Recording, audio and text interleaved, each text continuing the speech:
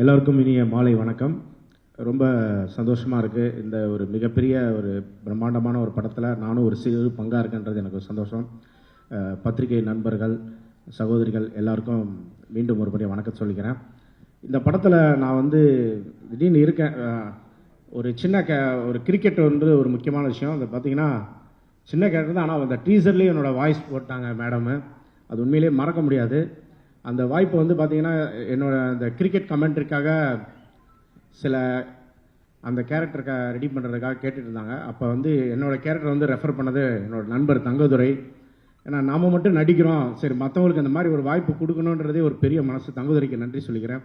மேடம்கிட்ட சொன்ன உடனே ஆனால் ஃபஸ்ட் டைம் மேடம்கிட்ட வந்து அந்த கிரவுண்டில் போகும்போதே ஒரு பயத்திலே போயிட்டு இருந்தேன், சரி என்ன சொல்ல போகிறாங்களோ அப்படின்ட்டு.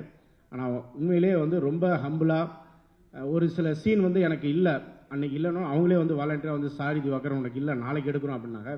அது வந்து உண்மையிலேயே சூப்பர் ஸ்டாரோடைய இருக்கக்கூடிய பண்பு குணங்கள் அப்படியே மேடம்கிட்ட இருக்குது. அது உண்மையிலேயே பெருமைப்படக்கூடிய விஷயம். அதுக்கப்புறம் ஒரு நாள் சீன் போயிட்டே இருந்துச்சு, திடீர்னு என்னை கூப்பிட்டாங்க. சாரை வந்து நான் எப்படா கேரவன்லேருந்து ஒரு வாரம் பார்த்துலாம் இருந்தேன். ஆனால் அவரை பக்கத்தில் நிற்க வச்சு ஒரு சீன் நடிக்கிற வாய்ப்பு கொடுத்தாங்க. Thank you ma'am. அதை என் வாழ்நாளில் மறக்கவே முடியாது. அதுக்கப்புறம் விக்ராந்த் சார், அப்புறம் விஷ்ணு விஷால் சார் எல்லாமே வந்து ஒரு ஃப்ரெண்டாக தங்கதுரையோடு இருக்கும்போது என்னையும் கூப்பிட்டு அவங்க என்ன இருக்காங்களோ ஃப்ரீ டைமில் பேசுவாங்க, ஜாலியாக இருப்பாங்க.